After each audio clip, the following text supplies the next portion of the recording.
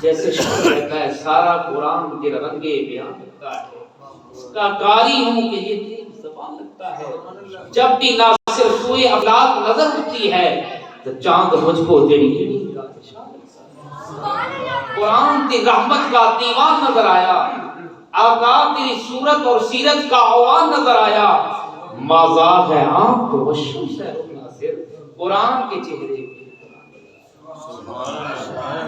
سب قرآن تو میرے مصطفیٰ کی ذات پاک ہے۔ کریم آقا کی غلام، قرآن ایک کال ہے، نبی کی ذات ایک حال ہے، قرآن تو حکم الہی ہے، یہ پیغام الہی ہے۔ قرآن نے تو صرف پیغام دیا ہے کہ نماز کو قائم کرو، روزے کو قائم کرو، زکات کرو، حج کرو، لیکن کریم آقا کے غلام دیکھو پورے قرآن میں نماز کا طریقہ نہیں ہے، کس طرح نماز پڑھنی ہے، روزے کا طریقہ نہیں ہے، حج کرنے کا طریقہ نہیں ہے۔ عرض کی باری تعالی تیرا پیغام تو آ چکا ہے، تیری عبادت کرنی کس طرح ہے؟ تو پھر رب ذوالجلال نے فرمایا کہ اگر میری عبادت کرنے کا طریقہ دیکھنا ہے تو میری یاد کی ادا ہو، سبحان اللہ، عبادت میری ہوگی، ادا ہو میرے مصطفیٰ کریم کی ہوگی، سبحان اللہ۔ پھر میرے محبوب نے کیسی تعلیم و تربیت کی اپنے صحابہ کی۔ زمانہ فاروق اعظم میں جب مصر فتح ہوا تو مصر کا گورنر حضرت عمر بن عاص کو بنایا گیا۔ حضرت عمر بن عاص کا بیٹا تھا جس کو گھوڑے دوڑانے کا بڑا شوق تھا۔ وہ مصر میں ایک غریب آدمی رہتا تھا، اس نے ایک بہترین گھوڑا پالا ہوا تھا۔ جب گورنر کے بیٹے نے، حضرت عمر بن عاص کے بیٹے نے دیکھا اس غریب مصری کے گھوڑے کو تو کہتے ہیں کہ میرے ساتھ تم بھی گھوڑا دوڑا۔ جب گھوڑا دوڑایا گیا تو اللہ کا فیصلہ یہ ہوا، وہ کسی کی امیرت کو نہیں دیکھتا، وہ کسی کے گورنر ہونے کو نہیں دیکھتا، وہ کسی کی سلطنت کو نہیں دیکھتا۔ میرے رب نے ایسا فیصلہ فرمایا کہ جب گھوڑا دوڑایا گیا تو غریب مصری کا گھوڑا دوڑ گیا۔ جب گورنر کے بیٹے کو شرمندگی ہوئی کہ میں ایک گورنر کا بیٹا ہوں اور میرا گھوڑا بھی عالی شان تھا، اب میرا گھوڑا ہل گیا، میں شکست کھا گیا ہوں، تو پھر کیا ہوا؟ میرے کریم محبوب کے غلاموں، گورنر کے بیٹے نے غریب مصری کو مٹھی ماری۔ غریب مصری نے جناب امیر المومنین خلیفۃ المسلمین جناب امام عادل سیدنا فاروق اعظم کی بارگاہ میں پیش کی، درخواست کی، تو حضرت امیر المومنین خلیفۃ المسلمین جناب امام عادل سیدنا فاروق اعظم نے اسی وقت گورنر کو بھی بلایا، گورنر کے بیٹے کو بھی بلایا۔ آپ نے غریب مصری کا فیصلہ فرمایا۔ جس وقت فیصلہ سامنے آیا تو پتہ چلا گورنر کے بیٹے نے گھوڑا دوڑایا اور گھوڑے سے شکست کھا گیا، اور گورنر کے بیٹے نے مکے مارے۔ تو حضرت امیر المومنین خلیفۃ المسلمین جناب امام عادل سیدنا فاروق اعظم نے حکم فرمایا، اے غریب مصری، اس گورنر کے سامنے گورنر کے بیٹے کو اس طرح مکے مارو جس نے اس طرح تجھے مکے مارے۔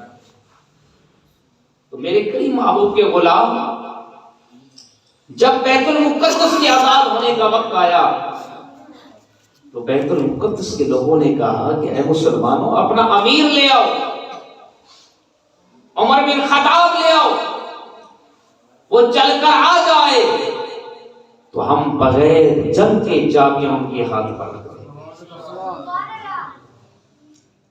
جب یہ پیغام امیر المومنین خلیفۃ المسلمین جناب امام عادل سیدنا فاروق اعظم کی بارگاہ میں پہنچا تو آپ کھڑے ہو گئے، آپ نے فرمایا میری عزت بھی اسلام پر قربان ہے، میری جان بھی اسلام پر۔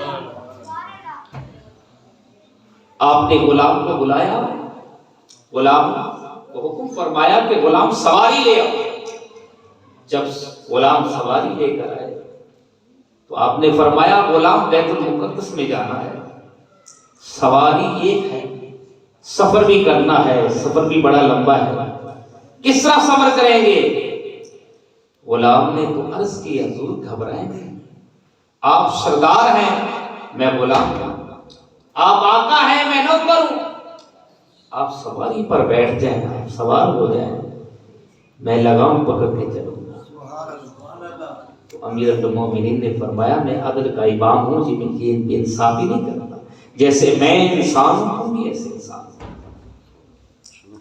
آپ نے فیصلہ فرمایا، آپ نے فرمایا 1 میل تک سواری پر بیٹھ کر میں سفر کروں گا اور 1 میل کے بعد میں نیچے اتر جاؤں گا، نیچے آ جاؤں گا۔ اے غلام تم سواری پہ بیٹھ جانا۔ کریم ابو کا غلام، اسلام تو یہ درس دیتا ہے۔ امیر المومنین سوار ہو گئے، غلام نے لگام پکڑ لی، 1 میل تک حضرت امیر المومنین نے سواری پر سفر کیا، غلام نے لگام پکڑ لی۔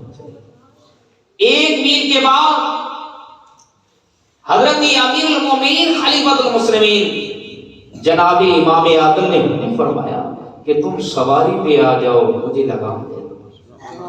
کیسی شان ہوگی نبی کے غلاموں کی، وہ عمر کتنی شان رکھنے والا نبی کا۔ آپ نیچے آ گئے، غلام کو سواری پر بٹھا دیا۔ مختصر عرض کروں کس طرح سفر کرتے کرتے 1 میل تک غلام، 1 میل تک آپ سوار کریں۔ جب بیت المقدس کے قریب گئے تو وہاں حضرت امیر المومنین جناب امام عادل حضرت عمر کی لگام پکڑنے کی باری آ گئی، غلام کی سوار ہونے کی باری آ گئی۔ پھر غلام نے عرض کی حضور آپ سواری پر ٹھہرے، سواری پر بیٹھے، بیت المقدس کے لوگ اس طرح آپ کو نہ دیکھیں کہ آپ پیدل چل رہے ہیں اور غلاموں کو سواری پر۔ آپ نے فرمایا میں عدل کا امام ہوں، میں یہ ایسا نہیں کرتا، آپ کے ساتھ بے انصافی نہیں کرتا، آپ کی باری ہے آپ بیٹھ جائیں۔ جب آپ بیت المقدس کے قریب گئے تو حضرت ابو عبیدہ بن جراح رضی اللہ عنہ آپ بھی کھڑے ہیں استقبال کے لیے، اور صحابہ بھی کھڑے ہیں۔ جب دیکھا حضرت عمر کو کہ حضرت عمر کس حال سے آ رہے ہیں، اب پیدل آ رہے ہیں، جو آپ کا لباس تھا وہ بھی ڈاکیوں کا جی۔ اور مزے کی بات یہ ہے کہ آپ غلام کو بٹھا کر اور لگام پکڑ کر آ رہے ہیں۔ جب دیکھا گیا تو حضرت ابو عبیدہ بن جراح رضی اللہ تعالیٰ نے حضور یہ بات نہیں سچتی کہ آپ ایسے آ رہے ہیں، جو لباس ہے اور سواری پہ غلام کو بٹھا کر آ رہے ہیں، کیا یہ بیت المقدس کے لوگ کس حال میں آپ کو دیکھیں گے؟ حضرت امیر المومنین حضرت عمر کو غصہ آ گیا۔ آپ نے فرمایا ابو عبیدہ بن جراح ہماری عزت کچھ سواریوں کے ساتھ ہے یا ہماری عزت کوئی لباس کے ساتھ ہے؟ ہماری عزت تو اسلام کے ساتھ۔ سبحان اللہ، نعرہ تکبیر، نعرہ رسالت، تحقیق، حیدری، حق اہل سنت، تاجدار ختم نبوت، تاجدار ختم نبوت۔ کملی والے کے غلاموں یہ اللہ کا فضل نہیں ہے، جس طرح قبلہ فرما رہے تھے کہ محمد مصطفیٰ کے غلام تمہاری کیا شان ہے۔ میں ہمیشہ عرض کرتا ہوں کہ معاشر کا میدان ہو، وہاں نبی کی امت موجود ہوگی. کوئی کہے گی کہ آدم کا کلمہ پڑھنے والے ہیں، کوئی کہیں گے ہم نوح کا کلمہ پڑھنے والے ہیں، کوئی کہیں گے ہم یوسف کا کلمہ پڑھنے والے ہیں، کوئی کہیں گے ہم یعقوب کا کلمہ پڑھنے والے ہیں، کوئی کہیں گے ہم موسیٰ کا کلمہ پڑھنے والے ہیں، کوئی کہیں گے ہم عیسیٰ کا کلمہ پڑھنے والے ہیں. مصطفیٰ کے غلام کو فخر سے کہنا کہ ہم نبیوں کے سلطان تھے، ہم نبیوں کے تاجدار کا کلمہ پڑھنے والے ہیں، ہم تو شاہ ابرار کا کلمہ پڑھنے والے ہیں، احمد مختار کا کلمہ پڑھنے والے ہیں. یہ آپ کو شرف حاصل نہیں ہے؟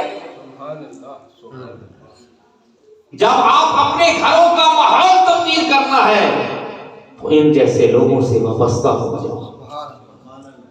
میں تو ویسے عرض کرتا رہتا ہوں اپنے بکھر علاقے میں، قبلہ قاری صاحب مجھے جانتے ہیں، میں کہتا ہوں کہ ایک باپ اپنے بیٹے کو پروفیسر بنا سکتا ہے. یہ ماں باپ کی تربیت ہوتی ہے، ماں باپ کا خرچ ہوتا ہے، ماں باپ کی سوچ سے انسان اتنا بلند و بالا ہوتا ہے. گود ماں کی ہے درس کا پہلی اتھے زندگی کا نسل العین بڑھ گئے، اتھوں داتا خواجہ فرید بڑھ کے دکھی دلہ دے واسطے چین بڑھ گئے. ماں جو شرم و حیا دی ہوئے پہ کر بل بیٹا بھی غوث سگلین بڑھ گئے. خاتون جنت جو ماں ہوئے پہ پھر لالی سخی حسین. سبحان اللہ. ایک باپ اپنے بیٹے کو اس عہدے پر لے جاتا ہے کہ وہ پروفیسر بن جاتا ہے، وہ ڈاکٹر بن جاتا ہے، وہ انجینئر بن جاتا ہے. کملی والے کے غلاموں، تم یہ سوچ نہیں رکھتے کہ ہمارا بیٹا حافظ قرآن بن جائے، سبحان اللہ، ہمارا بیٹا عالم الدین بن جائے. جب آپ کا بیٹا حافظ قرآن ہوگا تو مرنے کے بعد آپ کو قرآن سے یاد کرے گا. کریم محبوب کے غلام، چاہتے ہو کہ یہ دنیا بھی سنور جائے، آخرت بھی سنور جائے، تو اللہ کے قرآن سے وابستہ ہو جاؤ. اس کی بارگاہ میں یہ نہیں دیکھا جاتا یہ کس رنگ سے تعلق رکھتا ہے، یہ کس خاندان سے تعلق رکھتا ہے، کہ یہ کس زبان سے تعلق رکھتا ہے، کیا یہ عربی ہے عجمی ہے. بس اس کی بارگاہ میں تو یہ دیکھا جاتا ہے کہ اس کا تعلق رسول اللہ سے ہے. چاہے وہ رنگ کا کالا ہو، خاندان کا حبشی ہو، غلام زادہ ہو. جی جب میرے نبی کا غلام بن گیا تو مقام کتنا پا گیا. جب وہ مکے کی گلیاں میں ہے، آواز جنت سے آتی ہے. میرے عرب شریف نے جنور کا پیدا صاحب جمال نہیں ہو سکتا، بلکہ سارے زمانے دے شہر آدھے یہ سوڑا خیال نہیں ہو سکتا. اوندا ثانی کا اس کائنات اندر کوئی مائی دا لال نہیں ہو سکتا. ناصر شاہ ہوندی میں ساتھ ایک پاسے پیدا لوجا بلال. سبحان اللہ.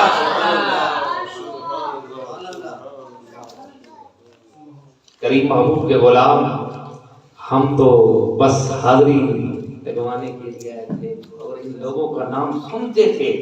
آج ہماری آنکھیں ٹھنڈی ہو گئی کہ جامعہ قادریہ فیصل آباد میں اتنا کام کر رہی ہے اور ان لوگوں کا سایہ ہمارے سروں پر قائم و دائم رہے. ہمیں فخر ہے الحمدللہ. اہل سنت وہ جماعت ہے جو کسی کے بے ادبی نہیں کرتی، سب کا ادب کرتی ہے. نبیوں کا بھی ادب کرنے والی، ولیوں کا بھی ادب کرنے والی، صحابہ کا بھی ادب کرنے والی، نبی کے گھرانے کا بھی ادب کرنے والی. ہمارے من سے کبھی بے ادبی نہیں سنیں گے. ہم تو وہ ہیں، ہم تو ادب والے ہیں اور ادب والوں نے مقام پایا. حضور غوث پاک پیرانے پیر کو مقام ملا تو سب کے ملا. آج پاکستان کی سرزمین پہ داتا علی حجویری کا فیض جاری و ساری ہے تو یہ ادب والوں کا مقام ہے. یہ پاکستان کی دھرتی میں بھی بڑے بڑے چلے گئے جو بڑے بڑے فیکٹریوں کے مالک تھے، جو کہتے تھے پاکستان ہماری قوت سے چل رہا ہے. آج ان کی قبریں ویران ہیں. جو نبی کے غلام بن کر رہے، ساری زندگی مسنوں پہ گزار دی، آج ان کی قبریں بھی آباد ہیں. ان کا نام اللہ تعالیٰ ہمیں ان لوگوں کو بھی غلام رکھے اور اللہ میری ٹوٹی پھوٹی حاضری قبول فرمائے اور اللہ تعالیٰ تمام اہل سنت کو استعطا فرمائے اور جناب کہہ دے اہل سنت کا سایہ ہمارے سروں میں وآخر دعوانا